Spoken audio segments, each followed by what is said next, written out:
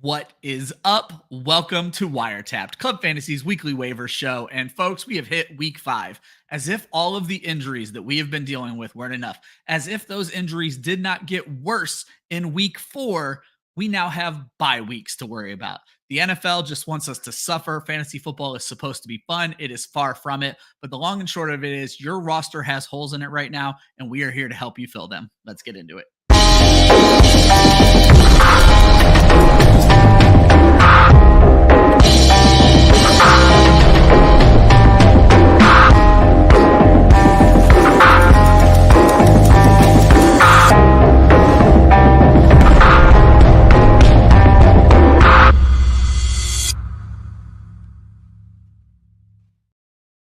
What is up? Good morning. Welcome to WireTapped, Club Fantasy's weekly waiver wire show. I am your host, Ryan Weisse. With me, as always, same face, different location, Joshua Hudson. How are you doing this morning, my friend? Well, it's day 3 in the hotel. That's fun. Yeah. It's funny for everybody that does like traveling sales or like, traveling all the time for work. I don't know how you do this. Living out of a hotel is not that much fun. I was going to say, when you were a kid, it was probably a dream to live out of a hotel. When you're an adult, it's just the worst fucking thing ever. Like, no, thank you. Yeah, definitely not all it's cracked up to be. But I'm also not in one of those fancy hotels where I have like room service and all that crap. So, that makes a lot of sense. Yeah, like it's not like you're being catered to. You're just being uncomfortable, not in your own home. So, I appreciate you. I appreciate you making the trek to be able to do the show with me. Otherwise, people are going to have to listen to me ramble for a half an hour and try to fit their questions in. But thankfully, that is not the situation. It is all about week 5 waivers. Good morning, Caesar. Josh, I don't know if you got the update that I got. StreamYard has dark mode now, and I switched to it. It's throwing me all the way off. I feel like I'm going to have to switch back. See, I don't use dark mode on like anything except I live in dark mode, I need that brightness in my life.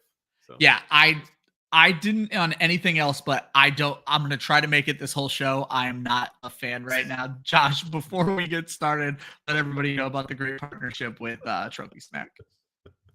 Absolutely. Our sister site, Women of Fantasy Football and Trophy Smack have partnered up. We have a unique affiliate link. You can go to trophysmack.com/WOF. That's WOFF for all of your achievement-based needs. Go get a championship belt, championship ring, trophy, show off to your league mates and remind them who the king or queen of your league is. Wall smack, wall art, decorate your office, your kids' rooms, your hallways, all kinds of really fun stuff. And all of it's customizable as well. So use that unique affiliate link, trophysmack.com/WOF, WOFF. All those commissions that we get, it helps with everything that we're doing with Women in Fantasy Football, like sending our contingents to the NFL draft and the Super Bowl and the Combine, all those places. We want to be able to offer some assistance so that it's not coming out of their pockets to be able to experience these really cool things. So anything you get from Trophy Smack, trophysmack.com/WOF, WOFF. You can also find direct links in the description of either the YouTube video that you're watching on or listening to on whichever podcast stream you have, Apple, Spotify, all that good stuff. Boom. And folks, if you haven't heard me say it a million times, you've heard me say it 1,000,001. Go ahead and hit that like and subscribe button. It costs you absolutely nothing, but it helps us take some of Google's money, and we very much appreciate that because that also helps us keep these people going to the drafts and going to the combines and all the fun stuff that we're able to get you information that other podcasts just frankly cannot. We also take constructive criticism here at Club Fantasy. And last week, someone called us out that it took us a half an hour to get to any waiver ads. So we changed the show sheet a little bit. This would normally be Britt's top 5 waiver ads. This week, it's Ryan's top 5 waiver ads because real life got in the way for Britt. So I took over the article real quick. I kept it in the same format that she did, except I didn't do a bonus pick because you guys didn't deserve one this week.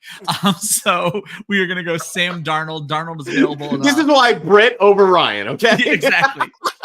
Sam Darnold's available in 45% of Yahoo leagues, 56 on ESPN, 38 on Sleeper. He's my favorite quarterback. He's the quarterback 5 in fantasy football right now.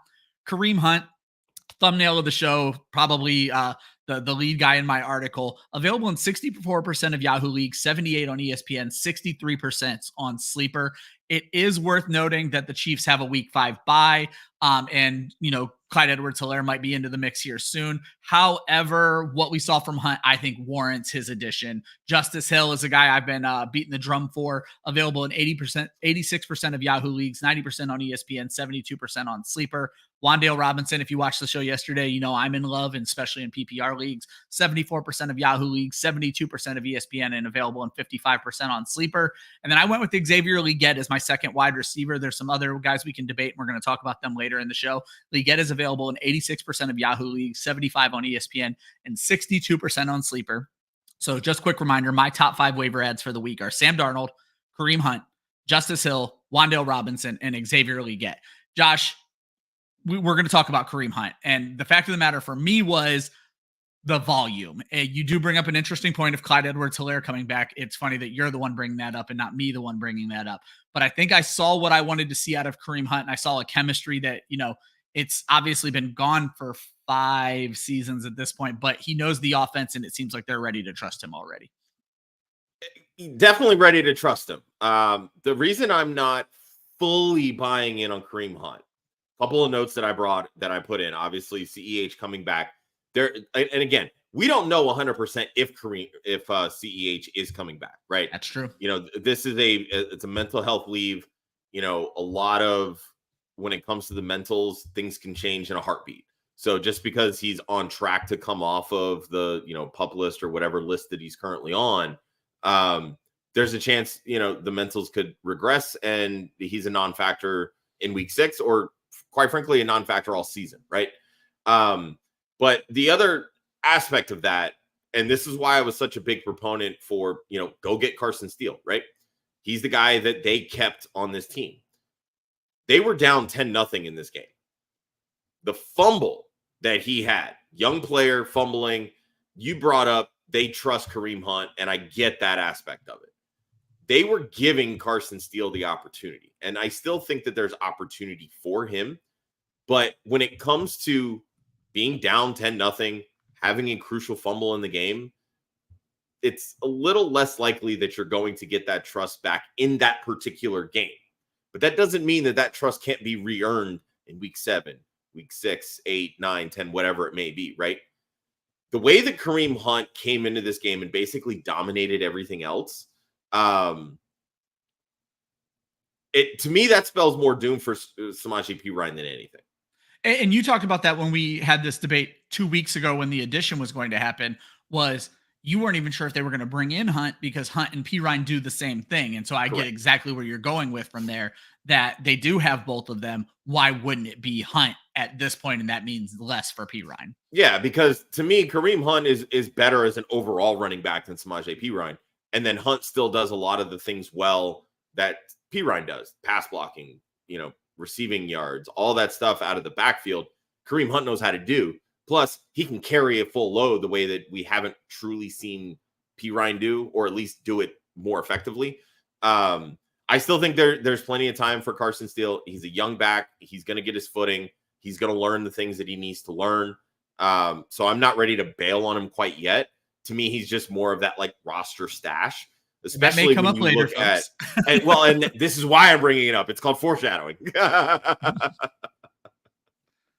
But yeah, the way that we've seen running backs get hurt this year, and really players in general get hurt this year, any depth piece right now is much needed. And then when you consider the fact that Kareem Hunt hasn't had a preseason, this is his first game action 4 weeks into the season. I mean, there's a chance that he could come up limp in the next game. Hey. It's the reality of the situation here. It's the reality of the NFL right now. Let's be perfectly clear. So no, I get it. For me, I guess I'm the silver lining guy in this situation, which is hilarious. You might be the only person I'm ever in a room. Well, actually, that's not even you. Usually you're the silver lining guy. I guess you're being the silver lining for Steele. I'm the silver lining for Hunt. The 14 carries versus, I think it was 7 for the other two guys, 66% of the carries. Yeah, I mean, Steele only had 2 carries, and I get that, but he fumbled on the second one. So it's like, dude, we're losing. Get out of here. We can't afford this shit right now. Yeah. And I get that. As a veteran coach, I would probably make the same decision. And it's not saying that I've completely lost confidence in Carson Steele. It's, dude, now's not the time for you to do this. This is a division game. We have to win this game. No, it makes a ton of sense. Now, my only concern, and it's probably not at the running back position, is when CEH comes back, the Chiefs got to make room for him. And I don't know if it'll be at running back. And if it is, we may have an answer to this question. If P. Reiner Steele ends up on the squad or on the practice squad or on the street, I guess that question's kind of answered at that point. True. So I am correcting one thing that I had earlier. I said the Chiefs have a week 5 bye. It's a week 6 bye, Josh. They're off next week. So fair enough. Yeah, even more reason to add Kareem Hunt this week. Yeah, he has New Orleans Saints this week before the bye. I thought I wrote that in the article, but then the note said something different. So I got that's probably my fault. I wrote the note. So yeah. I wasn't going to throw you under the bus. I was going to. Okay, I'll throw myself under the bus. Looks like we're going to move along this morning, guys. We are here to answer your questions. If you have waiver questions, trade questions, we're going to get to them. Jonathan Santiago has a trade question. I feel like he's been asking us about this for about 2 weeks, Josh, and I feel like he may have finally found his answer here. So he is looking to trade CJ Stroud, Brock Bowers, and Javonte Williams for upgrades at wide receiver and running back, AJ Brown and Josh Jacobs. He's able to do this because he already has Jordan Love and Trey McBride. I am on board with this trade at this point. I think the upgrade of AJ Brown for his wide receiver room and turning Javonte Williams into Josh Jacobs is worth giving up the depth at quarterback and tight end. Yeah, I agree. I mean, I don't think there's that big of a drop off from Stroud to Jordan Love anyway. Exactly. Kind of the same route with Bowers and McBride. Both are arguably top 3, top 5 tight ends this year, the way that this position is shaking out. So even if you like Bowers more, I don't think it's such a steep fall off to Trey McBride. But whatever you have at wide receiver, I promise you it's probably an upgrade to AJ Brown, especially from week 6 once he comes back, because the Eagles do have a week 5 bye. Yeah. And the same thing with Josh Jacobs. The volume that he's getting, it's superseding what Javonte Williams is getting. And quite frankly, he's been more effective than Javonte Williams. Yeah, I like this trade. Yeah, and that's kind of where I stand with it. And I would obviously see if they would take McBride over Bowers. But if you are set on Trey McBride, I love Bowers, you love McBride, Jonathan, that's absolutely fine. This is the kind of trade you're looking to make, especially at this point in the season. You've saved up with that depth. It's time to turn it into startable players. And those AJ Brown and Josh Jacobs are set it and forget it startable players. That's exactly what you're looking to do there. They're going to do a lot more for you than having CJ Stroud. And not to mention, Josh, there's something for taking rid of the heartburn and anxiety of having to choose between Stroud and Jordan Love every week and Bowers and McBride every week. Exactly. Sometimes you just have to pull the trigger and get rid of one of them because it alleviates the headache. Of course, the headache gets worse when you realize you traded the wrong one, but you don't know that until it happens. So exactly, Jonathan. Trust me, it sucks sometimes, but in the long run, though, I think Josh hit the nail on the head here. The drop off isn't that bad. There's going to be weeks where you're like, why did I make that trade? But then 2 weeks later, you're going to be like, I'm so glad I made that trade, especially when AJ Brown's putting in that good work for you. Before we get into the waiver ads, we like to talk to you guys about what we learned in week 4. We don't like to just give you willy-nilly waiver ads. There's a reason for each of these. And so Josh, get us started. What are our big takeaways from week 4 before we get into it? Big shout out to JJ Zachariason and his data thread and Dwayne McFarland's utilization report. Those are always key things that we use when we're trying to bring you guys this great information. Yeah, they're data nerds that I'm definitely not. So it definitely helps to kind of have that information like right in front of you. But yeah, I'm going to start with the plain and obvious. Yeah, pour one out. Fantasy managers cannot have nice things. Every single time we feel like we found the hidden gem or the steal of the draft and we're rolling through, they get hurt, especially on a dumb play. They get hurt. RIP Rashee Rice. Holy shit, that was awful. And I saw the replay yesterday. I'd say you didn't have a chance to watch it when it happened. So you gotta be kidding me. Like, really? It reminded me of Saquon's last high ankle sprain. I think it was last year, maybe 2022, where he got like the second roll of his own offensive lineman took his ankle out, where like it's just one of those freak things that you never expect to happen. But it's made so much worse by the fact that it was on another Patrick Mahomes interception, Josh. And I know your next point is about Patrick Mahomes. Exactly. I'm trying to figure out. I get it. He's a very marketable star, but like the NFL is just too in love with Patrick Mahomes right now. Like, I'm trying to figure out how this Chiefs team is 4-0 because Patrick Mahomes is not playing well. And a couple of notes that I found from JJ's thread really hit home for me on this, because we've talked about in the past how great Patrick Mahomes is. You know, he's a 3-time Super Bowl winner. He's 27 years old, et cetera, et cetera. Yes, he's arguably the best quarterback in the NFL, but he's certainly not playing that way right now.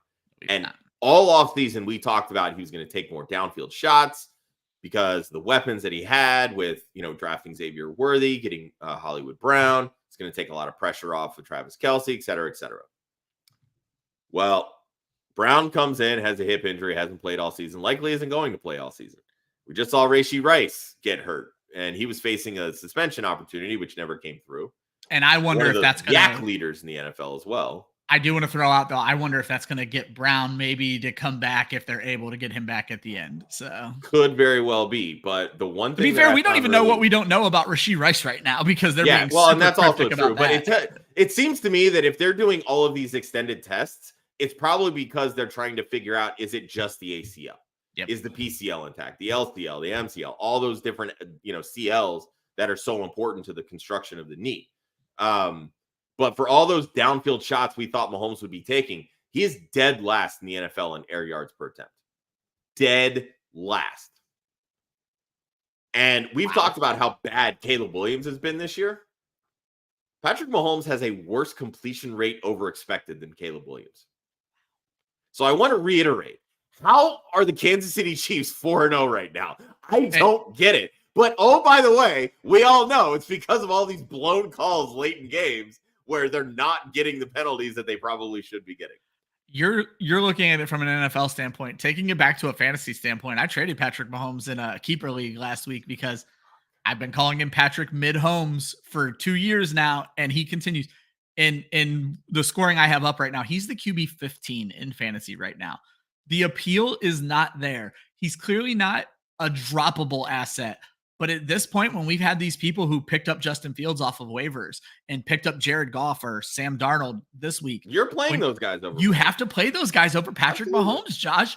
And then you hope you're in a situation like Jonathan Santiago where you have this great backup quarterback at some point that you can flip for a running back. And guess what? I'm not talking about Sam Darnold. I'm talking about Patrick Mahomes. He's the one you're flipping, my guy. Yeah, I'm sitting in a dynasty league right now where it's 10-team super flex. I have Mahomes, and I traded a haul to move up to get Caleb Williams. So you know how well that team is going right now. Yeah. But I'm strongly considering moving Mahomes and seeing what I can get, because the name value is still there from a dynasty perspective. And just seeing, like, all right, can I fast track like a quote rebuild and like restock like some of my position players or something? But yeah, it's a rough going for Mahomes right now. And the second to last point I'm going to make, because the quick one I'm going to make, Jaden Daniels is him. That dude is fucking balling.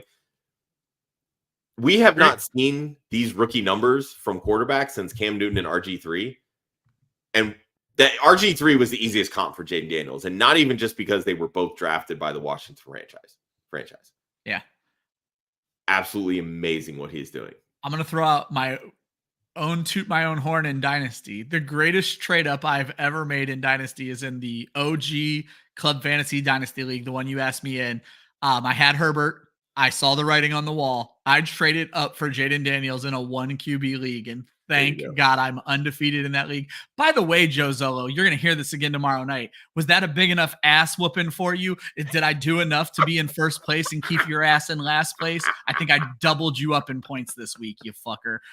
Anyway, Josh, go ahead. Oh, that's good times. Good times. But the last point I want to make, because everybody knows my love affair with Deontay Johnson. This is your weekly reminder that Deontay Johnson is really fucking good at football. And Bryce Young is not. And he's been caged by bad offensive coordinators and shitty QB play. So here's some fun stats that I found through both Dwayne's utilization report and JJ's data thread. So George Pickens, who everybody was hyping up this offseason, who is a former teammate of Deontay Johnson and was going to take all of the Deontay Johnson role in this new Steelers scheme under Arthur Smith.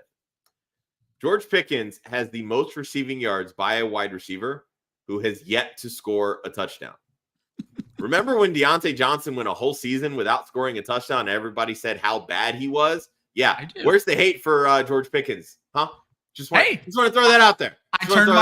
I on air changed my opinion yesterday. I'm done touting George Pickens. We'll see if I can convert Joe tomorrow night. Through the first 2 weeks of this season with Bryce Young at quarterback, Deontay Johnson had a 21.9% target share and averaged a whopping 4.2 fantasy points per game in PPR scoring. The last 2 weeks with Andy Dalton at quarterback, Deontay Johnson has a 35.2% target share and 23.8 fantasy points per game. Yeah. God bless Dave Canales. Yeah. I commend the balls on Dave Canales. I told you when this happened, this was going to be a make or break decision for me because I wanted to give him a lot of respect, but I thought this was the wrong move. I was wrong. Dave Canales even we were right. saying, look, sell all your Panthers after week 3, right? The one good Andy Dalton game, like it came through. And he really wasn't great in week 4, but he was good enough to where the weapons were still fantasy viable. Well, that's the thing is. Now, I don't know if that was just because, Dalton still made it happen or because Cincinnati's defense is just that bad. Could very well be a combination of both, but well, I'm going to buy into the coaching. This is an offensive scheme that gave us great Tyler Lockett and DK Metcalf, and then gave us great Chris Godwin and Mike Evans. We don't know who the second guy is. It looks like it's probably Leggett, but it also looks like maybe in Canales' offense, it's the first and second guy, and it doesn't fucking matter who they are. They may not do what the other guys did, but I mean, Deontay Johnson is as good as any of those players I mentioned, plain and simple. Leggett isn't on that level yet, but it seems like he's going to perform because of what this scheme does for fantasy football. Well, and these are the types of numbers that when I was going through and doing my projections, this is what I saw from Deontay. That's why, to me, he was such a good value in that 7, 8, 9 round range because you knew the targets were going to be there. He's been earning them since his Pittsburgh days. Yeah, makes a ton of sense. For my 3 takeaways from week 4, Taysom Hill is the bane of fantasy managers' existence. I don't even know, like Joe, after Taysom Hill scored his second touchdown, texted me and Josh, I'm going to kill Taysom Hill. I don't even know what that was about, to be perfectly honest. I don't know what. Probably because he has Alvin Kamara and needed those touchdowns. Oh, okay, that's exactly what it was. Now it makes so much. I could not put that together. But yes, the vulturing that Taysom Hill does, and that brings me back to the biggest break in fantasy football that I have been bitching about for 4 years now. He is a running back. He is not a tight end. It's the dumbest thing in fantasy. Taysom Hill was your tight end one last week. I have his card up right now. He had no targets, no receptions, no receiving yards. It was all on the ground. He is not a tight end. We have got to come together as a fantasy community and fix this. It bothers me so much. This is I was talking in the offseason. He is this team's RB2. 100%. You can give the volume to Jamal Williams, but the most impactful running back on this team outside of Alvin Kamara is Taysom Hill. Normally, I would say fantasy managers need to approach with caution based on what we've seen in previous years because Hill's likely to only get 4 points next week.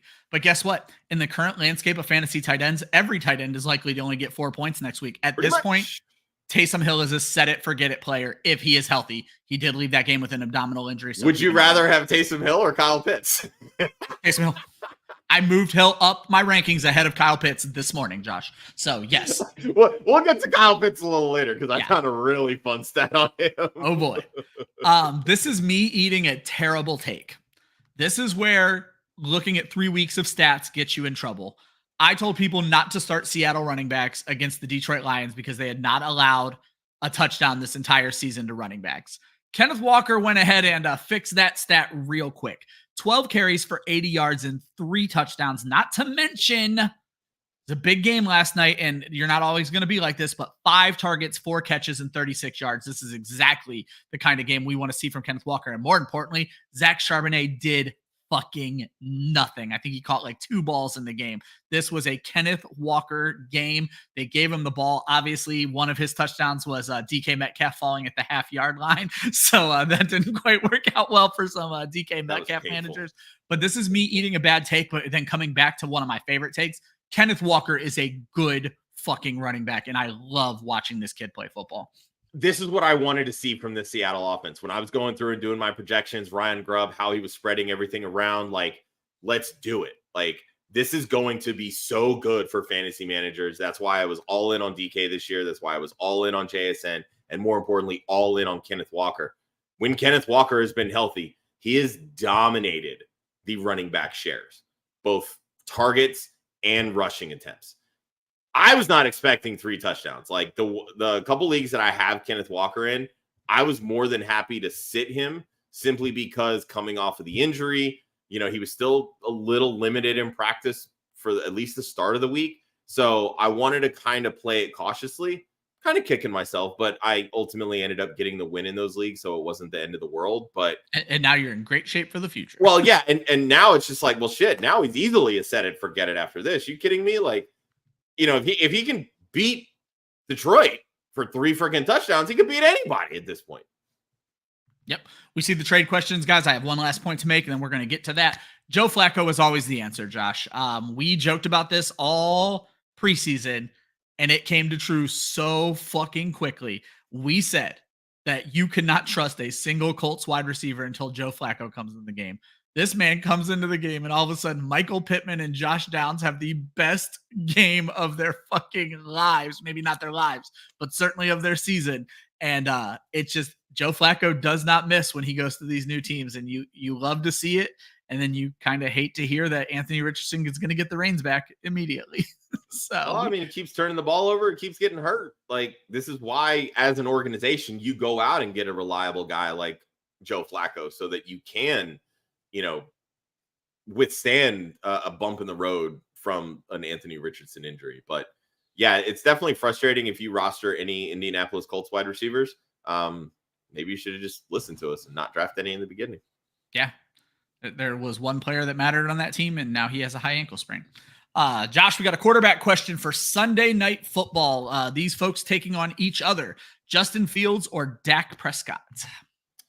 So for me, it's Dak. And the only reason I say this, ask me again on like Saturday when I know that Justin Fields will be the starter.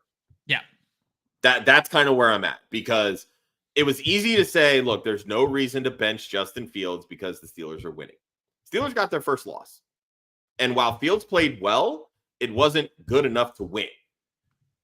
So maybe the Steelers need to know, if we're down, can Russ be the one that actually brings us back to get those wins? He was named our starter at the beginning of the season. He got hurt, obviously. Justin Fields came in. We know how great Justin Fields is for fantasy. If I know Fields is starting, I have zero issue saying Fields over Dak. But until that announcement is made, it's going to be Dak for me. I'll tell you right now, I'm going to play this a super weird way, Josh. I'm so happy this is on Sunday night for you. If I'm down big, I think I go Fields. I think he has crazy upside where he could drop 30 points. If I'm off, or if I'm about to win, I'll just go ahead and stick with Dak Prescott and take the easy, 15, 20 points, something along those lines. All right, we got some trade questions. T Money, welcome to the show. I think this is the first time I've seen you in the chat. We go live every Monday, Tuesday, Wednesday, Thursday, not Friday. I don't think we have a live show on Friday. We have shows Friday, but not live shows. Yeah, so if you like our answer, go ahead and hit that subscribe button. 10-man PPR league, yes, Joe Burrow, Josh Jacobs, James Conner, CeeDee Lamb, Jamar Chase, Dalton Kincaid, DK Metcalf, JMO, Jerome Ford, Chase Brown, Josh Downs, Geno Smith. What a fucking game by Geno Smith last night. Xavier Worthy, and then has Jonathan Brooks on IR. He is currently 2-2. So he has a bunch of trades where he's looking to probably upgrade at running back. So he has... Okay. So it's Connor and JMO for Worthy. No, Connor, JMO, or Worthy for Kyron Williams. Or JMO and Worthy for Olave. I would not do that trade. Olave, definitely not worthy for Pittman. Yeah, definitely not worthy for Pittman. So let's focus on, I like your first trade, Connor and JMO, and Connor and the wide receiver for Kyron. I like that trade. But then he also asks, should he go after Jonathan Taylor? I'm worried about the Jonathan Taylor injury, Josh. I don't know that I would give up Connor and JMO for JT, but JT has been a hell of a back, but so has Kyron. Has Kyron been a hell of a back, though? Yes, motherfucker. He scored a touchdown in 7 straight games. Okay, I get that, but like the efficiency has been down. Like the usage is okay. Like that's what we want to see. I don't know. Maybe it's just like I'm not looking at the stats the right way. I'll give you bad doesn't... efficiency the first 2 games. He was below 3 yards per carry. He got up to 3.7 against a stout San Francisco defense. Chicago, a bit of a funnel defense where he hit the 5 yards per carry mark this week. Yeah, I mean, look, he is RB4 on the season, so I get that, and he's basically being buoyed by touchdowns at this point. Yes, he does have 5 and 4. He just keeps doing it. Well, 6 actually, because he does have a receiving touchdown. Yeah, and I mean, and this was the whole thing. This was my point with him last year, was that the touchdowns eventually are going to regress. He's the centerpiece of that offense. So yeah, I mean, in a vacuum, if JT weren't dealing with an ankle injury, 100%. I would prefer JT. Like I want that higher level of efficiency because I don't love banking on touchdowns every single week. Like it's just such a fluky stat. The way that Arizona is not throwing to running backs, I think they're like dead last in the league at like they are. I actually saw that in JJ's thread this morning. It is extremely low. I personally, I think I would try to move Connor and Worthy for Kieran Williams. And the reason that I say that is I would much rather hang on to JMO and sell Worthy on the prospect that his volume is going to skyrocket when I'm not 100% convinced he's ready for it to skyrocket. Yeah. That's how I would sell that. Yep. I'm good with it. And then he also got offered DJ Moore for Xavier Worthy and Ford. Josh, I don't love this trade. I feel like maybe Worthy for more straight up. I don't think the Worthy manager should have to throw in an extra piece on this trade. No, definitely not. Yeah, DJ Moore's, God, he's a headache. He's the pretty target average share right is now. definitely there, but Caleb Williams and him just clearly are not on the same page right now. Exactly. And they're going to be eventually, but so is Xavier Worthy and Patrick Mahomes. So that's not one that I'm itching to make. Jonathan Santiago had the trade earlier.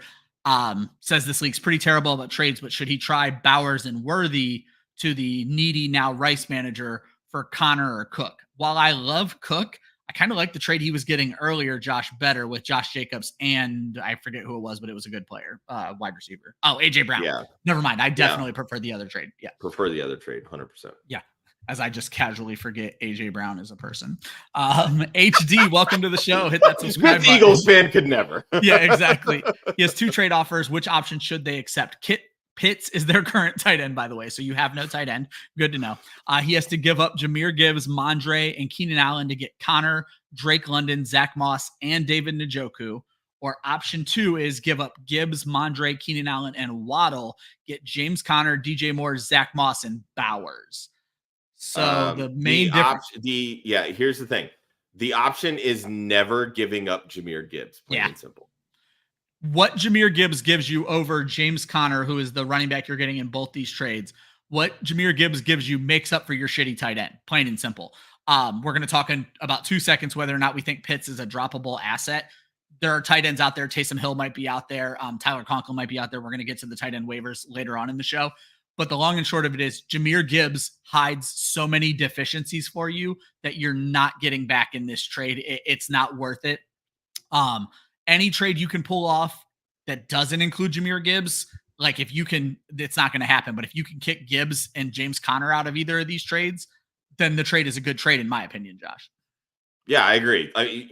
You don't want to be the guy or girl to give up the best asset to try to mask another position, because especially not tight end. Best asset already masks that position for you because they're that damn good. And you're not getting a big enough upgrade. Anything back that's mind blowing anyway. Like that's what I was going to say. You are getting is equal to Gibbs in any way, shape, or form. Yeah, you're getting a mild wide receiver upgrade in both the trades with Drake, and you can barely call Drake London a mild wide receiver upgrade at this point. But yeah, I will disagree with that. Just because Keenan Allen really hasn't shown anything, and while DJ Moore's target share is there, he hasn't really exceeded.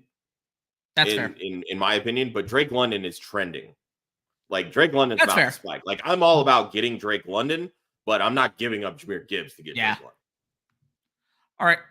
Let's talk about the drop candidates, Josh. We call this section Mayday, Mayday. You drafted these folks, or you spent fab on them earlier in the season, and it's time to admit you're wrong. Sometimes it's me admitting I'm wrong. I listed these 6 guys, and Josh, I think you have a little bit of pushback, at least on one of these guys. So Zamir White, rostered in 80% of leagues. You can let him go. We said it last week after the dud against Carolina. He had another bad game against the Browns. Carson Steele, rostered in about 60% of leagues. Gus Edwards, 50% of leagues. That is J.K. Dobbins' team. Obviously, you may want to hold on to Edwards for a Dobbins injury, but how long are you going to wait that out if you're 2-2 or 1-3 right now? Gabe Davis in 40% of leagues. Josh, I noticed an interesting trend. Gabe Davis's target shares went down every single week as Brian Thomas Jr. has gotten better every single week. That's what we talked about in the beginning of the year when they drafted Brian Thomas Jr. after they'd signed Gabe Davis. They're one and the same. Once Brian Thomas Jr. gets going, Gabe Davis becomes irrelevant. Yeah. And then Brandon Cooks, this is me taking the L. I thought this Dallas offense was going to be better. I thought he was going to be the clear-cut second wide receiver. Ferguson is the second target, and Jalen Tolbert is playing very, very well. Cooks is available in about 70%, or Cooks is rostered in about 30% of leagues. And then Josh threw in here Alec Pierce. It was fun while it lasted, 35% of leagues. But Josh, the main guy I want to talk about from this list, because you kind of alluded to this earlier, you may not agree that it's time to cut Carson Steele. No, it's definitely not. Like I said, the 2 carries to me is just more indicative of, he's a young kid. He fumbled in a crucial game where it's a division game. They need to win. They were trailing 10-0 very early in this game. Yep. So you can't afford these types of rookie mistakes when going through in crucial games like this. So they needed to rely on the veteran that was Kareem Hunt. Again, they've got a week 6 bye. I don't see a reason for them to not still give Carson Steele the opportunity to work out some of these rookie mistakes and rookie kinks. You're 4-0. You have a little bit of wiggle room for error, but after losing your best wide receiver, your top running back, that room for error, it does minimize. You have a veteran like Kareem Hunt. You have a veteran like Samaje Perine. So that leash is now a lot shorter. That doesn't mean that Carson Steele can't overcome those mistakes. When you bench a player for making a mistake, one of 2 things is going to happen. That player is going to say, all right, well, if I need to keep my job, I'm going to fix these problems. We saw the fumble issues with Tiki Barber a long time ago, for those that remember. And look what happened. I don't think that man ever fumbled again 8 years later. So it can happen. Or it's going to fuck with our head, and they're going to be like, you know what? I'm scared. And you start succumbing to those emotions, right? And then it just wrecks your career. Yeah. This is a kid who is an undrafted free agent. He's made the league at this point. He's got to keep going. How do you do that? You overcome these types of mistakes. So I think he's the type of guy that can learn from those mistakes. And when you bring in the veterans like a Kareem Hunt, who, by the way, has made a lot of mistakes and paid for those mistakes, that's somebody that he can lean on and actually learn from. And I think that's going to be better for him in the long run. And then I did not have the balls, Josh, but there were 5 names that I was ready to add to this list, and I was not ready to do it yet. So I just wanted to bring these names up and ask you if you believe any of these guys are droppable. And these are names that everybody has on the tip of their tongue right now. We just don't want to say it. After 4 weeks, Brandon Ayuk, Michael Pittman, Tank Dell, Keenan Allen, DeAndre Hopkins, and Keon Coleman are all vastly underperforming a wide receiver market where 10 points per game is kind of the minimum, Josh, and these guys aren't coming close to that. So Brandon Ayuk, definitely not. Okay. This was a fun stat that I found. He has started with 4 straight games under double-digit fantasy points, so under 10. Last year, he was only under 10 fantasy points 4 times. So he's already got it out of his system. He's going nuclear the rest of the season, right? You're saying he only ever does 4, so the next 12 are going to be great. But more to the point, he's on a really good offense. Yeah. This is still his preseason. I'm okay thinking that Brandon Ayuk is going to get going. If you need to bench him for a week and that first explosion is on your bench, so be it. Then you're going to feel comfortable starting him the rest of the year. I think that's fair. Michael Pittman, this was the first game on the season where he had over a 30% target share. Or excuse me, he has over a 30% target share on the season. Yet this was the first game where he had more than double-digit fantasy points. That to me is a very alarming stat. But also, if we get more Joe Flacco, Michael Pittman is fine. So I think you really need to just hang on to Michael Pittman because Anthony Richardson already has one injury. What happens after that? Typically more injuries. So True. Hold and sit on the bench. Okay. Tank Dell missed week 4. If you needed to drop Tank Dell, he's like, if it came to be Dontavian Wicks or Tank I was going to Dell, say, go get Dontavian Wicks. Okay. Plain and I don't care if it's only for 2 or 3 weeks because we don't fully know the extent of Christian Watson's injury, but he can help you win. Josh, I want you to pretend that that's what we're talking about for the rest of these guys. Is your number one waiver. For you, it's Wicks. For me, it's Wan'Dale Robinson. Would you go out and get Wicks over Keenan Allen? Oh, 100% right now I would. Because that Bears offense is terrible and Keenan Allen hasn't done shit. Because right now, that's what you need. You need wins, right? Like, you're hanging on to these guys when you're likely 1-3, 0-4 on a good team, maybe 2-2. But like, you're in the middle of the pack or the bottom, half of your league right now. So if I can go get Dontavian Wicks or even Wan'Dale Robinson and I need to drop DeAndre Hopkins, I'll do it. If I need to drop Keon Coleman, you know what? Bye, Keon. You can't catch a 50-50 ball and you are a fucking basketball player? Bye, bitch.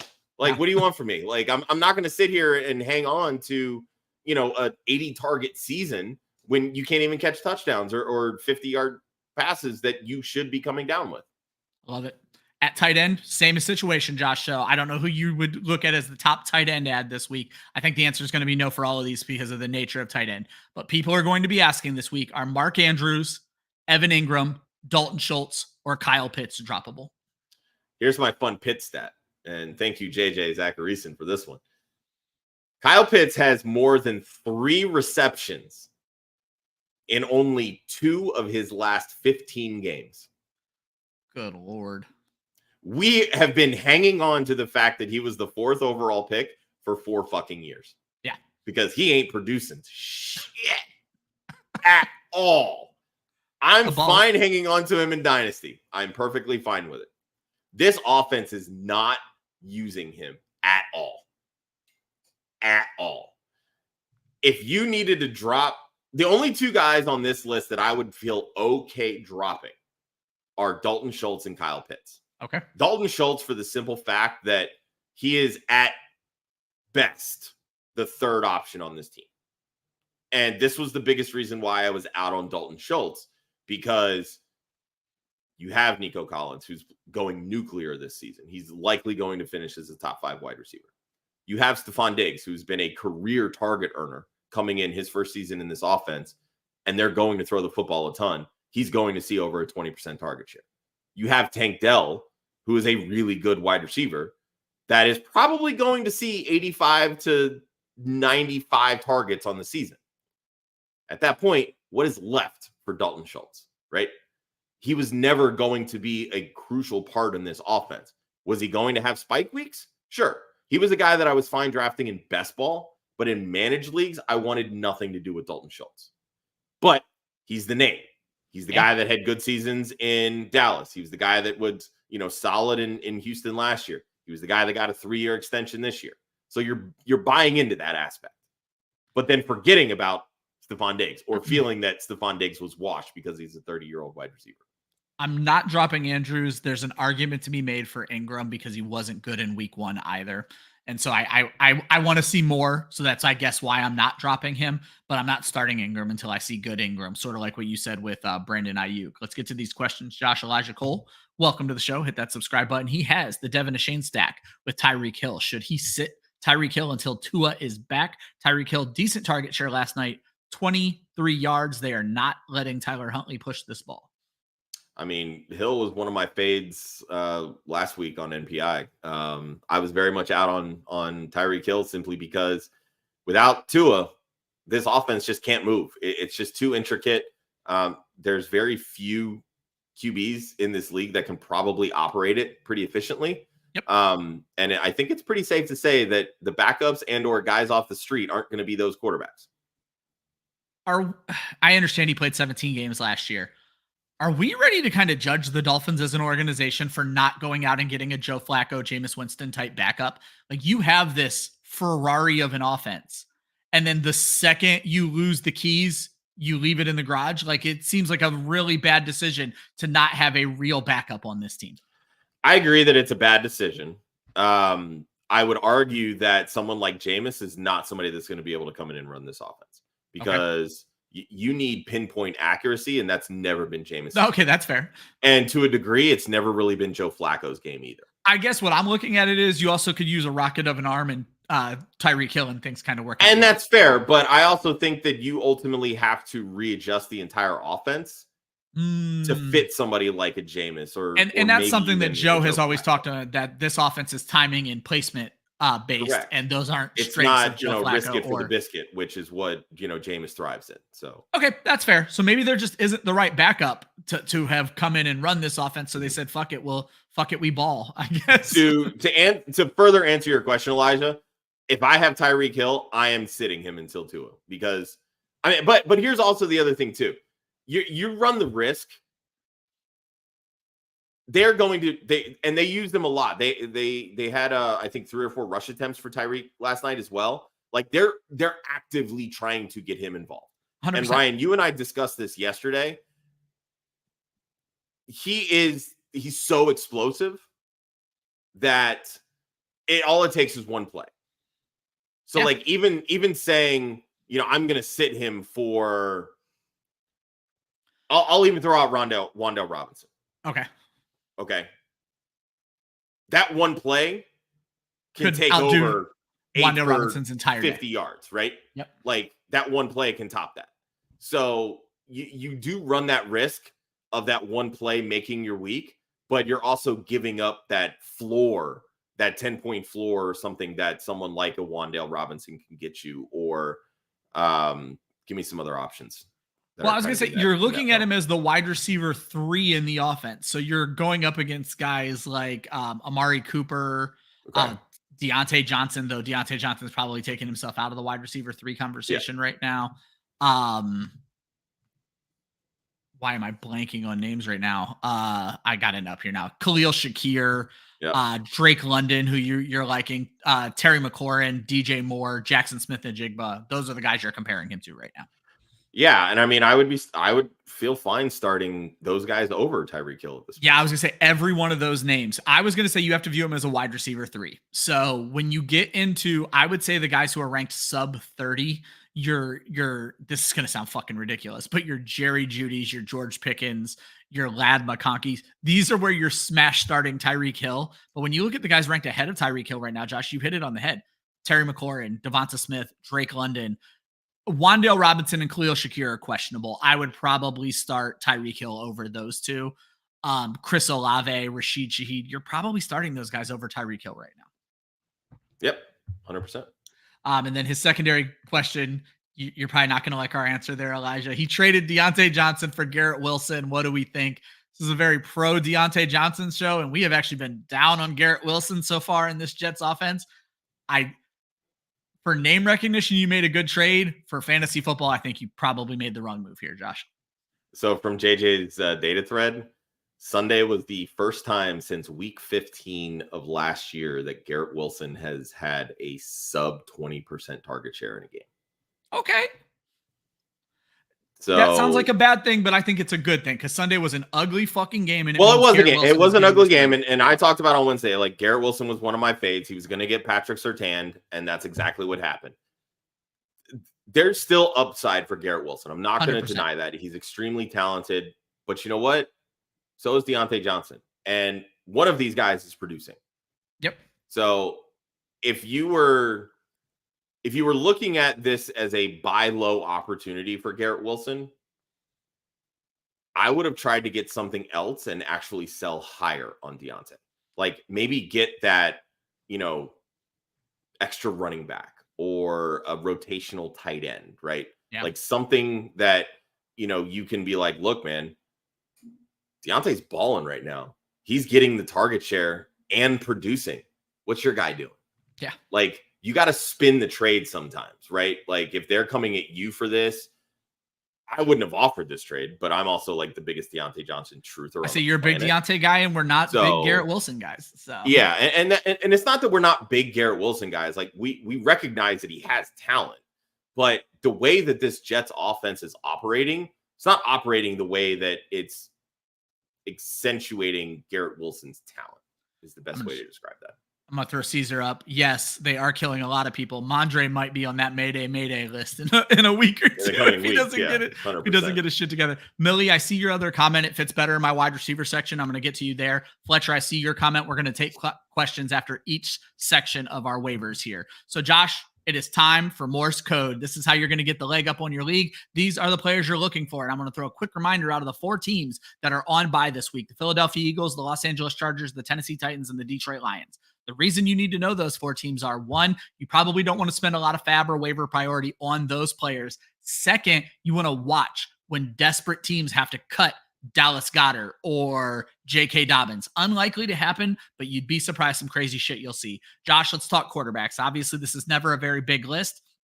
We talked Sam Darnold is my number 1 waiver at quarterback. However, these 2 guys belong in the conversation. Justin Fields is available in around 60% of leagues, and Geno Smith, 395 yards and a Josh destroying interception to end the game, available in around 70% of fantasy leagues right now. Yes, I lost a matchup on that interception, and I was so freaking pissed last night. Yeah. But the thing with Geno, and I brought this up, I don't know if it was last week's WireTapped or the week before, Geno is slinging it. This Seattle offense is balling. They are producing real life NFL points, and they're producing fantasy points. And it's not just Geno, it's not just DK. We've seen it with Charbonnet filling in for Kenneth Walker. We've certainly seen it with Kenneth Walker. JSN is producing. Even Tyler Lockett is getting involved, not as much as I'd like him to, but he's getting involved. And that all starts with Geno because he is the distributor. They're throwing the football. They're spreading it around. This is that kind of offense that Ryan Grubb wanted to run. There was a reason that they were 3-0 heading into this game, and there was a reason that they were able to hang, what was it, 29 points? 28? Something like that. I thought they had a safety there, so maybe it was 29. But they put up close to 30 points on Detroit. They were hanging with them, and Detroit is a very good offense and a very fun offense to watch, and they showed it last night too. And these are both teams that played really good defense this year as well. So, I mean, even if you don't need like a bye week fill-in, go get Geno. Like, cut one of those wide receiver 6s or 7s that you're just not using. Get him off waivers, because some team is going to need a quarterback at a certain point. So you can either sell the name recognition of the person that you're starting, or pawn off Geno and get a flex starter, right? I know quarterbacks don't have a ton of value in non-super flex leagues, but there's still value in the fact that he's scoring 20 plus points a game. Well, we saw it earlier in the show. Jonathan Santiago took a backup quarterback and a backup tight end and is turning it into A.J. Brown and Josh Jacobs. That's why you make these kind of waiver claims, to make sure you're the one who has the right trade bait. And honestly, Josh, you're opening my eyes to some other leagues where I didn't really think about it that way, that like maybe it's the trade I should be focusing on. Again, guys, we don't spend a lot of time on quarterbacks, and we spend even less time on tight ends. So we'll be moving on to the running backs. But Josh, we do have a trade question from Fletcher Cox. Eagle great Fletcher Cox. Ramondre Stevenson and Wan'Dale Robinson for J.K. Dobbins. This is not a trade I'm making, Josh. No. Yeah. No, I mean, I would still value Ramondre more than Dobbins. So adding in a wide receiver really doesn't fit my timetable there. Again, this is one of those ones where I don't think there should be a throw-in. If there is a throw-in, I feel like it's the Dobbins manager should be doing a throw-in. Yeah. Dobbins has had 2 straight down weeks. Ramondre basically has kind of been the same. He's seeing the volume, which is great. It's obviously it's not a great offense in New England, and they're gonna have some games where things will pop. Same thing with Dobbins. Yeah, I don't love this trade. Yeah, don't make that trade. Go trade Wan'Dale for JK. That's what I would do. There you go. Yeah. If you feel that you need a running back, that's the move you make. You don't need to kick in a lesser running back. There's no way Mondre is your worst running back. Kick in a lesser running back before going for Mondre. Josh, running backs and wide receivers are going to dominate waivers as they always do and as they should. These are the guys that are worth keeping an eye on, and Josh is going to tell you whether or not you should actually be adding them. Alexander Madison's out there in about 70% of leagues. Chase Brown, it's a 50-50, just like the 50-50 split he's in Cincinnati. He's out there in about 50% of leagues. Braylon Allen still out there in 55%. Tyler Algier, who needs to be taken seriously, 65%. Rico Dowdle, 55%. Bucky Irving, I was shocked to see, is still out there in about 50% of leagues. Antonio Gibson, 70% of leagues. Roshan Johnson, 85% of leagues. Tank Bigsby, who took over that backfield with a probable injury, 90% of leagues. He's out there. And Trey Sermon, we know what's going on with Jonathan Taylor, out there in about 97% of leagues, Josh. So who are the guys that you're looking for here? Or any of these guys you're fading? How are you looking at running backs on waivers this week? So obviously Trey Sermon's going to be a big one. You need to be considering him. We don't know how the extent of JT's injury, but I would wager he's probably going to miss week 5. Yeah. That's going to make Trey Sermon very viable for those, 0 RB kind of teams. They're going to be feasting on him. Tank Bigsby is another one. He's looked really good in the games that he's played where he's been healthy. And of course, Travis Etienne popping up with that shoulder injury. Again, these are the types of guys that you go and you get on waivers because they can fill in for a week. That's why we've been preaching, go start Cam Akers. He's going to see the type of volume. If JT's hurt, who's getting the volume? It's Trey Sermon. If Travis Etienne is not playing, who's getting the volume? It's Tank Bigsby. Those are the guys you want to go grab. When I look at guys like Rico Dowdle and even Tyler Algier, who are starting to kind of get more involved in their respective offenses. Yeah. Rico's one of those, he's the best back on a bad team that isn't running the football very well. So basically, he is a free version of Ramondre Stevenson. Which really pains me to say because I love Ramondre Stevenson. Oof, that's up. But there's not the touchdown upside that Ramondre gives you with Rico, right? I can't get on board with Rico. But again, like you say all the time, starting running back should not be on waivers. And that's Rico where Rico Dowdle is right now. He is a starting running back. He's starting for the Cowboys. With Tyler Algier, it's very similar to what we've seen with Tank Bigsby, Bucky Irving, Roshan Johnson, Braylon Allen. These are the guys that are starting to cut in to the running back share and usage of the starter.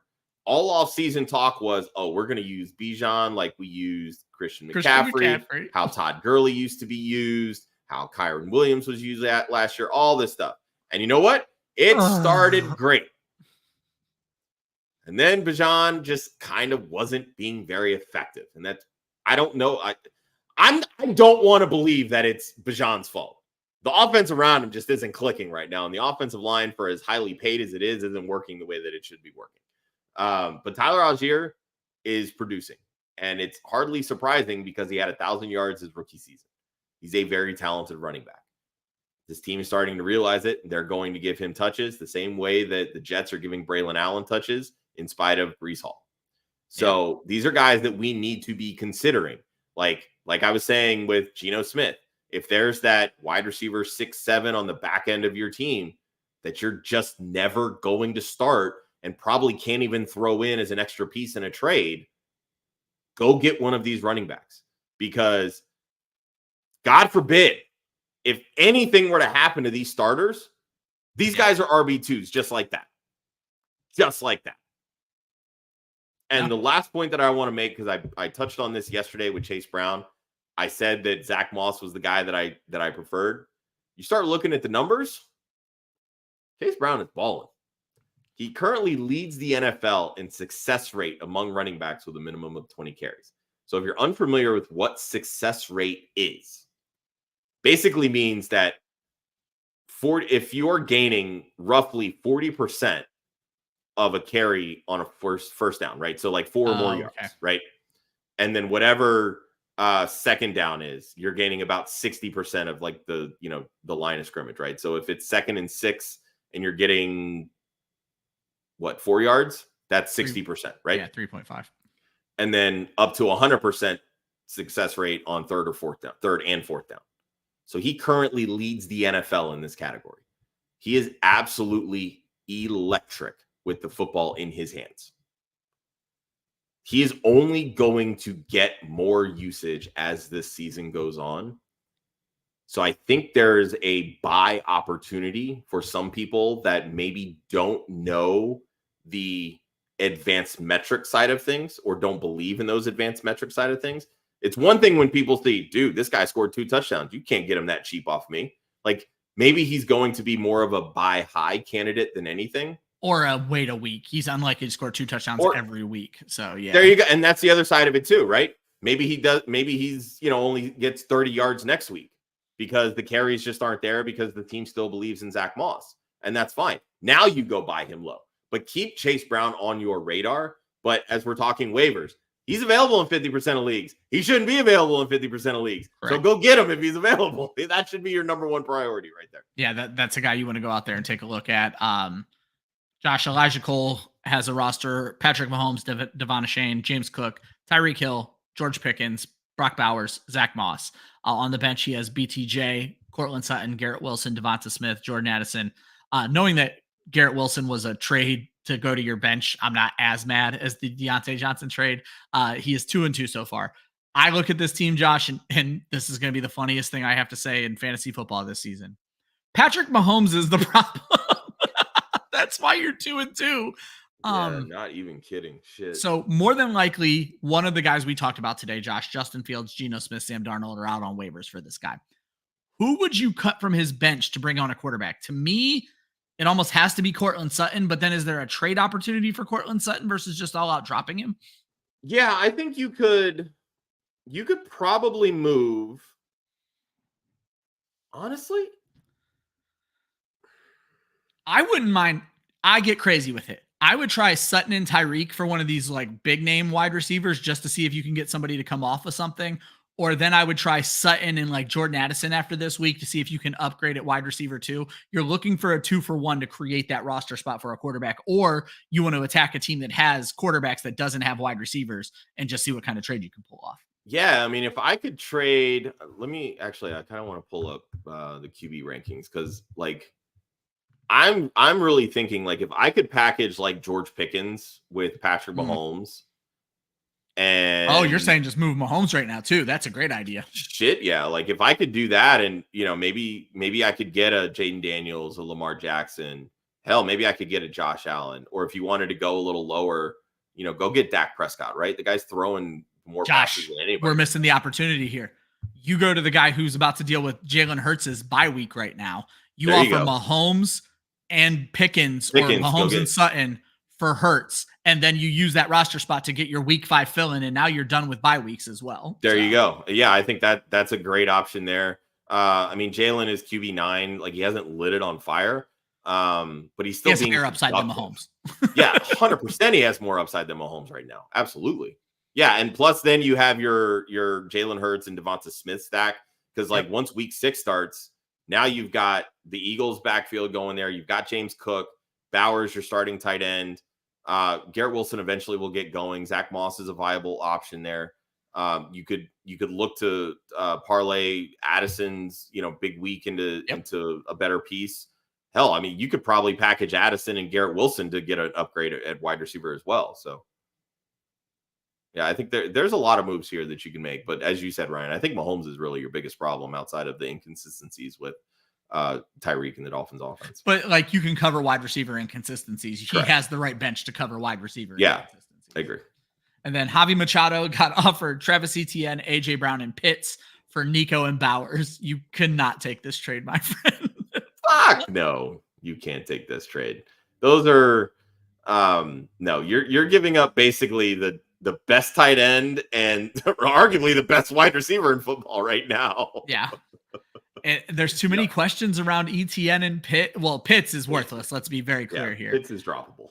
Yeah. AJ Brown to Nico is a wash at best, but you could argue in a full PPR league, Nico's the better play right now. So absolutely he is. I mean, AJ Brown's missed the last 2 games and he has a bye this week. Yeah, those aren't the players I'm looking for to make this trade unless you're like 1-3 and everything's falling apart. And a solid RB2 like Travis Etienne is going to solve it for you, I don't think you can make that trade at all. And Caesar agrees with emphasis. Hell no, Javi. All right, guys, we're moving on to the wide receiver parts of the show. Again, we're not saying go add every one of these guys. Josh is going to tell you if he believes they are worth it or not, but these are the guys that your league is going to be looking at. Josh Downs, available in 90% of leagues. Alan Lazard, 60%. Trey Tucker, if you don't know him, look him up, 90% of leagues. Jalen Naylor, still 90% of leagues, which is insane. Dontavian Wicks, 90% of leagues. I'm going to own a little bit on Dontavian Wicks. Tutu Atwell, 90% of leagues. Jordan Whittington, 90% of leagues. So, Josh, at wide receiver, the guys we like right now on waivers are out there in just every fucking league. Well, I mean, obviously we have to start with Dontavian Wicks, right? Yeah, and let me actually own up. I told Josh this morning. After I wrote my article and it was completely written, Dontavian Wicks osmosis into my brain. I'm like, how is he not on my damn list? So Dontavian Wicks, if I had wanted to add a bonus piece, it would have been Dontavian Wicks with Christian Watson dealing with a high ankle sprain or whatever the hell is wrong with him at this point. Dontavian Wicks is probably the number one ad for me in PPR. It's still Wan'Dale Robinson, but I understand the argument for Dontavian Wicks. Josh. Yeah, I mean, when you look at Wicks's usage, and it is very much a limited sample size, like I'll reference Dwayne McFarland's utilization report. If you haven't read this, go check it out on fantasylife.com. So there's been 3 instances in his young career where he has had over a 70% route percentage. And these games typically coincide with Christian Watson being injured. In those 3 games, he has scored 15.7, 24.1, and 23.8 fantasy points. Those are elite scoring numbers. Yeah. So when he plays, he gets the ball. But here's what's even more important. When he plays, he's leading the team in target share. We all want to like spout from the rooftops how much we love Jaden Reed. In those same games, Jaden Reed has a 17% target share. Romeo Dobbs a 16% target share. Tucker Kraft a 10% target share. Dontavian Wicks 24%. Guess who had more targets in the free-for-all of Sunday's game? Dontavian Wicks had 13 targets to Jaden Reed's 8. When Dontavian Wicks is playing, he seems to be their go-to wide receiver for targets. He's their big play option. With Christian Watson hurt, I have zero issue blowing whatever fab I have left to get him. And I don't even care if it's only for 4 weeks because he's going to give me such an amazing opportunity to go 4-0 in those weeks because that is how they play football. When Dontavian Wicks is starting and seeing the field, he is running the routes and he's getting involved. All right. I've had Millie on the back burner for a while. He already has Jaden Reed. You still put in a claim for Wicks? 1,000%. And then I'm trading Wicks to whoever else put that. Yeah. That's exactly what I'm doing. What a thing from Josh here. If you guys are not looking who else puts in claims for a guy, you are doing yourself a disservice. Work that means smarter, I want that not guy. harder. Yeah. I'm also slightly concerned that I may have figured something out here. Is Caesar Chris Molina's burner account? Because I drafted Dontavian Wicks and dropped him in a deep dynasty league. And our good friend Chris Molina loves to point out every 4 seconds how big of a mistake that was and how he is loving Dontavian Wicks and throwing it back into my face every single chance that he gets. So, I think that's a great pickup. Josh, there's some other wide receivers to talk about, though. Yeah, absolutely. We touched on Josh Downs a little bit. Yes, the Colts wide receiver situation is terrible. Right now, we don't know if Anthony Richardson is going to be playing or not. The one thing that we do know, even when Richardson is playing, he's looking for Josh Downs. Yep. So to me, he's still a very viable ad from waivers simply because he's producing with Richardson and he's balling out with Joe Flacco. So if Flacco ends up starting week 5, Josh Downs is going to be a flex option at worst. So he can be started. And if the moment that you can grab somebody off waivers and they start for you, you've already won in that point. Jalen Naylor, look, Addison coming back just absolutely crushed his route percentage or route participation. He's down to 36%. So not great, but he's still producing because Sam Darnold is apparently the second coming of Joe Montana. So like, I'm perfectly fine grabbing him, but I'm not going to blow a priority on him. And what I mean by that is every league is different. You're going to have some leagues that will have a rolling waivers where unless you put in a waiver claim, your waiver priority stays the same week to week. Yeah. The moment that you make a claim, you jump back to the last of the line. Yeah. Some leagues, they reset every single week so that the worst team has the number one priority. Okay. So always make sure you know what your settings are and what your waiver position is, because that is very important when considering what you're doing from a waiver perspective. Yeah. And of course, a lot of leagues, go ahead. Of everybody we talked about on the show today, the only person that worth number one priority is Dontavian Wicks. That is the only player that I would blow first priority for. 1,000%. And then, of course, you have your free agent acquisition budget, or FAB, right? So, you know, when I was talking about Wicks, I'd blow whatever FAB. Most of your leagues will start with about $100. So you can kind of work your percentages around that. But I'm more than willing to go 50 to 100 on Wicks. Which I know Dwayne. I do want to throw out Kareem Hunt for me. If you're a running back needy team, is also a guy who I would blow first priority. Yeah, and you can check on Ryan's waiver article. It's over on the website, clubfantasyffl.com. We do add like a fab percent, like what we would spend. And I had Kareem Hunt as 50 to 100, much how you have Dontavian Wicks. Exactly. So. But the guy that I do want to talk a little bit more on is Jordan Whittington, and I brought him up. Actually, I believe it was the week 2 show. It was the very first 3 weeks ago, did. Josh, you said he was the Rams wide receiver to go get. So I was in on Tyler Johnson because he was the one that was ultimately lining up in that Puka role, right? Well, now Kupp and Puka are both gone. So it was, they're going to lean on the veteran and DeMarcus Robinson and blah, blah, blah. So, which, you know, he's been seeing the targets, but the production isn't necessarily there. But what I found really interesting with Jordan Whittington from this particular week in week 4, and I, again, pulled this from JJ's data thread. So if you're not following Late Round QB on Twitter, he's a fantastic follow. Whittington saw a 27.3% target share last week. The only other Rams wide receiver this season, so through 4 weeks, that has seen a higher target share per game in any game this season is Cooper Kupp, and that was week 1. So maybe they found something here with Jordan Whittington. And there was a lot of talk. Like, I mean, you can go all the way back into the offseason when we had Wendy Early from WAF at the Combine, and she talked with Jonathan Brooks, and Brooks named Jordan Whittington as somebody that could shine from this draft class. He ends up in Los Angeles, and they've done a pretty good job of plucking these sort of like mid to late round guys and helping them produce in their offensive system. Cooper Kupp wasn't a first round pick. Puka Nacua certainly wasn't a first-round pick. Jordan Whittington, I believe, was a 6th-round pick, right? Yeah. So he's fitting this role that Puka plays really well. As much as I like Tyler Johnson and love that skill set, at this point, we kind of know what he is in the NFL. Yep. The Rams season without Puka and Cooper Kupp really isn't going anywhere. Nope. If Cooper Kupp is still experiencing these types of injuries at 30-something years old, at a certain point, they're going to move on, and they need to see what else they can bring in that can complement Puka, right? Maybe Jordan Whittington is that guy. I think he's going to go largely unnoticed in some of these because everybody's going to be rushing to get Wicks and Leggett. Jordan Whittington is not getting added on any waivers this week. That's what I'm saying. So, like, I think that you can really look to throw, like, minimal fab or even like a later priority or just altogether completely whiff. Now, if you're like me and added him 2 weeks ago, you don't have this problem. But now we're maybe starting to see like this could be the Rams wide receiver that is going to see the shine with these guys absent. And there is already talk that Kupp should be back in week 6 or right after week 6, I believe, but Puka's still a little bit further out. Yeah. So now you have a complementary piece opposite Cooper Kupp that still is going to have value in fantasy.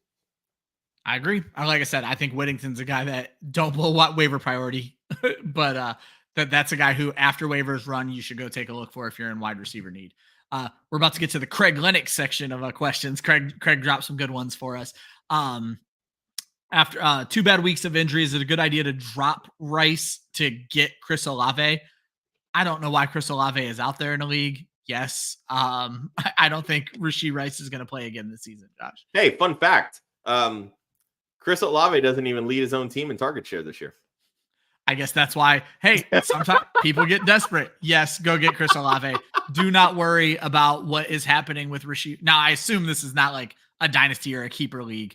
Yeah, I'm guessing if Chris Olave is on waivers, this is probably a smaller league, like 8, maybe 10. But regardless, I'm not going to. Rashee Rice is a droppable asset. Rashee Rice is very much droppable at this point. I mean, even if it's not as serious and he misses 4 or 5 weeks, like if you've had a bad couple of weeks and Chris Olave is available, go get Chris Olave. I'm perfectly fine with that.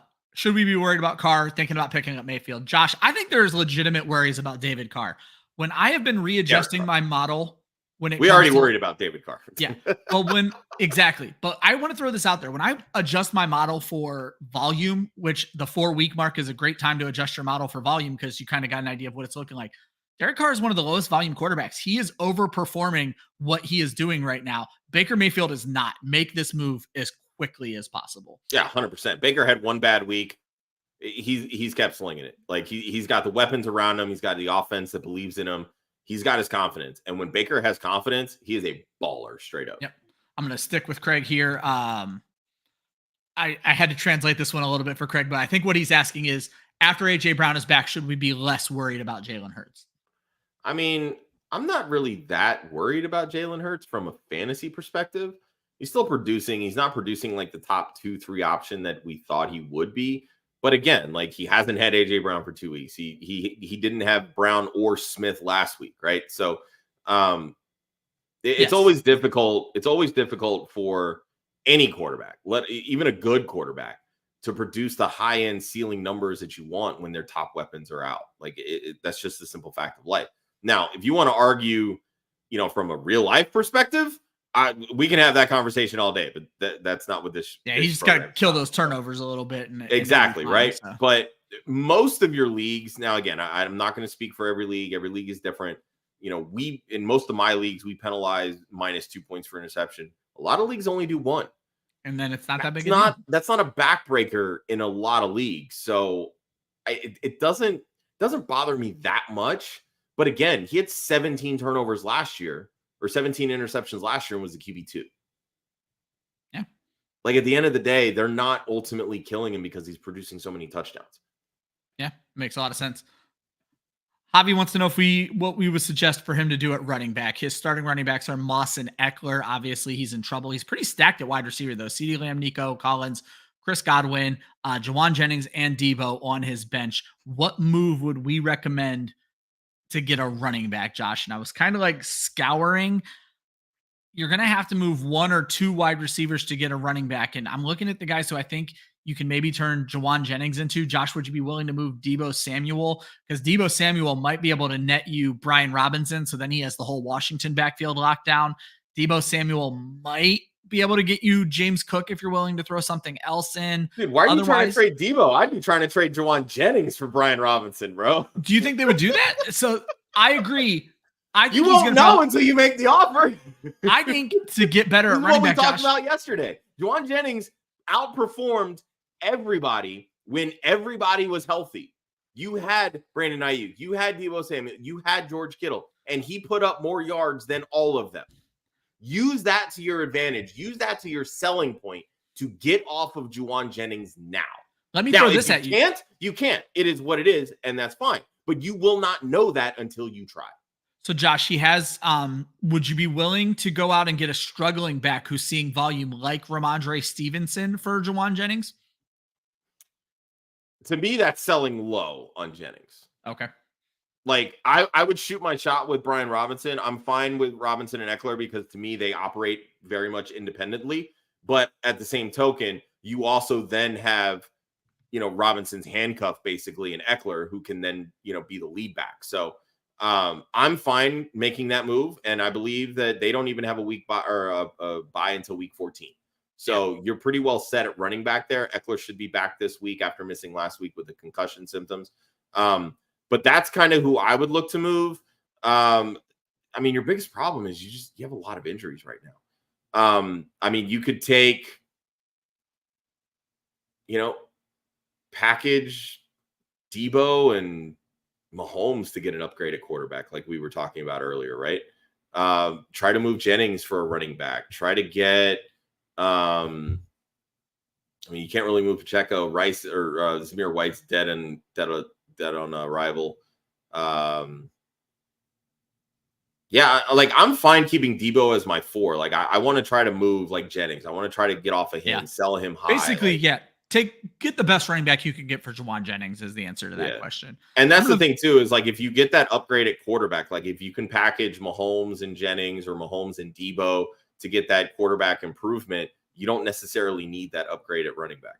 Yeah, it kind of holds the fort down for you as quickly as possible. If your league is still willing to pay top receiver prices for Tyreek Hill, go get Jamar Chase, go get any. I mean, in all honesty, I'm going to just list off the names of the top wide receivers right now. Any of these guys. Josh, correct me if you wouldn't do Tyreek for any of these guys. Malik Neighbors, obviously. Nico Collins, obviously. Justin Jefferson. And then it gets Amon-Ra St. Brown. You certainly would. Jamar Chase, make that trade. CeeDee Lamb, make that trade. Josh, these are the ones I want to get your question on, or your answer on. Chris Godwin for Tyreek?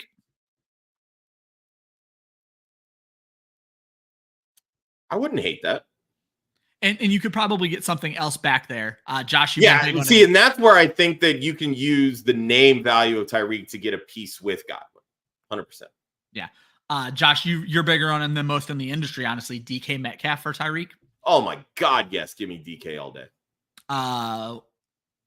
Actually, that's the last one the last one I want to throw at you. Marvin Harrison for Tyreek. That's another one where I think you can probably get a piece with it. There you go. Because what's been really concerning with Marvin Harrison in that Cardinals offense, Michael Wilson's actually led that team in target share. Yeah, it was insane this past week too. Patrick has a start-sit question with a rough bye week going on. He has to start 2 of Javonte Williams, Bucky Irving, Rico Dowdle, and Chase Brown. He's going to try to get Sermon off of waivers, but there's obviously no guarantee there. I mean, honestly, I'm not mad at any of these starters. At this point, I'm probably leading Dowdle and Brown, the last 2. Yeah, that's painful. Who do the Bucks play this week? Let's see here. Bucks. Nope, that's week 4. Hang on. I got it. Oh, of course, it's taking forever to load for me. Right. Let's see. Tampa Bay plays Atlanta on Thursday night. Yep. Atlanta does have a pretty decent run defense. Yeah, I say decent, but Saints had their way with them. Dallas play. That's Sunday night, right? Yep, that's Pittsburgh. Yeah, definitely don't love Dowdle there. Since he plays Baltimore, oof. I mean, I think with Chase Brown against Baltimore, you're mainly banking on the efficiency and the hope that he breaks one.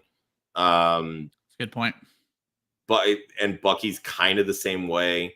Dowdle is a volume play against Pittsburgh, and just the hope that he falls into the end zone.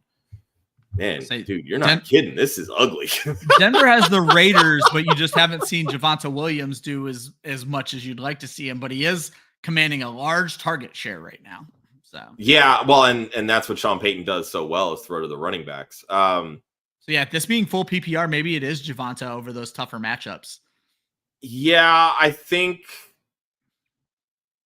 for me, it's Javonte and Chase Brown. Obviously, if you get Sermon, it's Sermon and Chase Brown for me. Yeah. I like the idea of pairing like a decent floor with like an upside charge, and I think Brown has the most upside there. There you go. His starting. He does mention that Gibbs and Pollard were his starting running backs. I mean, look, that's great. They just happen to have the same bye, and that, you know what? That's fine. Get your bye out of the way early. Take that L, whatever it is, because those guys are going to lead you to the promised land. So you're fine. All right, guys, tight ends. As I mentioned, we're not going to spend a ton of time here. Tucker Kraft out there in 90% of leagues. Taysom Hill, cheat code, 70% of leagues, and Tyler Conklin in 65%. Josh, the one thing I wanted to draw attention to before we move on to Tyler Conklin is what Tucker Kraft has done with Jordan Love in the lineup is something to pay attention to. In week 1, he was only targeted 3 times, but caught 2 balls for 37 yards. And then Jordan Love comes back against Minnesota, 9 targets, 6 receptions, 53 yards, and a touchdown. Obviously, the Packers threw the ball a ton this week, but it does seem like certainly now with Christian Watson out as well, Tucker Kraft could be extremely involved in this offense and has certainly moved ahead in this tight end competition. Oh yeah, 100%. He is usurped that job from Luke Musgrave, and it's very reminiscent of when Mark Andrews usurped that job from Hayden Hurst back in the day when those two were both drafted in the same tight end class. Goes to show you that draft capital doesn't always mean everything, folks. Nope. But I think what's been really interesting with Kraft is that over the last 3 games, he's had at least a 15% target share. So, I mean, we talk about how this team, spreads the football around because they have so many good weapons. Like, they have Jaden Reed, now Wicks obviously kind of stepping into a more prominent role there. Romeo Doubs gets his target share. They obviously throw to the running backs as well. And then the tight end is getting volume.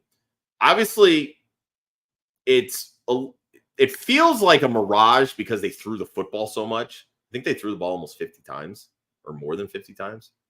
That's not always going to happen, right? Like, this team wants to run the football. So if they're going to run the football, target share goes way down.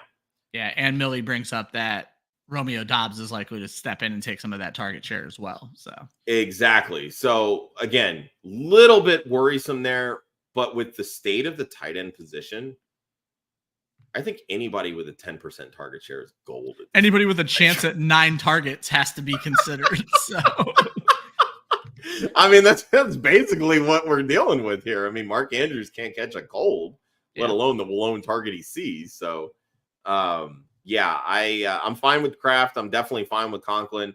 Obviously, if Taysom Hill's out there, you got to go grab him because he is the cheat code. But I mean, just with so many underperforming tight ends, and we talked about it earlier: Kyle Pitts, Evan Ingram, Mark Andrews. A lot of these guys that we drafted fairly high, and just they've done nothing.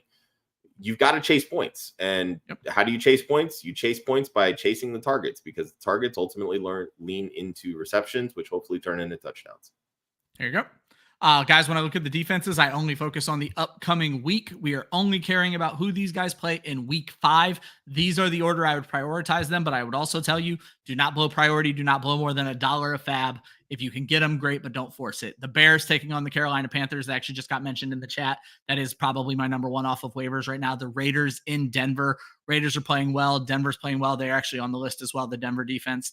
But I think they can beat each other up on the offensive side of the ball. Seahawks get the Giants. I don't know how good of a matchup that is, but it is in Seattle. And if Malik Neighbors is out, it becomes a very good matchup. Green Bay Packers are at home, in Los Angeles against the Rams.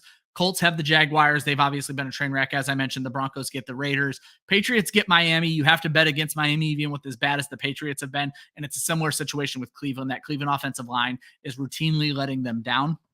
And so you're going to look for teams that are playing against them. The Commanders defense hasn't been great. But the long and short of it is the Cleveland offense is worse. Josh, Just curious, Ryan, where's the Dolphins in rostership right now? They were above because I went to go look for them. I can probably find it, but they were one of the ones I wanted. The cutoff for me was the Chiefs at 50%. So I think the Dolphins were at like 57. I'll tell you right now. Or did I miss them? Oh, I missed them. Oh, no. I got this the wrong way. 71% rostered. That was the issue. So. Yeah. All right. That makes sense, because I was going to say, if there's any leagues out there where the Dolphins are available, Jacoby 29% people go get them. He is the most pressured quarterback in the NFL. That Patriots offensive line is absolute dog shit. If you've been waiting for the Chop Robinson breakout game, it might be this week. Josh, we like to end the show with what we're watching for in week 5. Tell me which ones of these you find interesting. 1, I want to see if any of these pup players make a return. Right now, Nick Chubb is the only one whose practice window was officially opened. It's the Sam Darnold revenge game. He gets the New York Jets, Josh. Will there be a touchdown scored in that New England-Miami game that we've been talking about the defenses? Josh, if Carolina beats Chicago, did both teams lose the Bryce Young, Caleb Williams trade? Will the best quarterback in the Jacksonville versus Indianapolis matchup be Joe Flacco sitting on the bench? And how bad does Daniel Jones turn back into Daniel Jones if Malik Neighbors is out? Any of those stand out to you, Josh? Oh, if Malik Neighbors is out, Daniel Jones might get benched. I shit you not. for Drew Lock, who played for Seattle last year. So. But no, I cannot wait for the 6 touchdown performance from Sam Darnold against the Jets, which honestly might get Robert Saleh fired. I shit you not. Yeah. Because we've talked about this. There are quite a few head coaches that are really on the hot seat. Imagine letting go of Sam Darnold, bringing in Zach Wilson, him not panning out, going to get Aaron Rodgers, and then losing to the guy that started this whole chant. I'm just saying. Saying. It would be perfect. That might be the first head coach that gets fired if Sam Darnold lights up the Jets defense. Caesar, every defense is droppable. There is no such thing as a non-droppable defense, with the exception maybe of the Minnesota Vikings and New York Jets. Every other defense can be let go if the matchup is not right. None of them are playing elite by any stretch of the imagination. Guys, thank you for riding with us for 90 minutes on waivers. If you have any other questions, drop them in the comments. Hit us up on Facebook or Twitter. We're more than happy to answer those questions for you throughout the day. I will remind you that Club Fantasy does 12 fantasy football shows a week. We go live just about every single day. We have a show come out every single day except for Sunday, so that we can watch football and get you guys all of this great content. If you guys could hit that subscribe button, we would very, very much appreciate it. Check out the link in the description for our partnerships with Trophy Smack and Underdog. You can use a promo code to get a deposit match over there. For Josh, I'm Ryan. Follow us at the Twitter handles. We love you guys. Have a great Tuesday. Good luck on your waivers.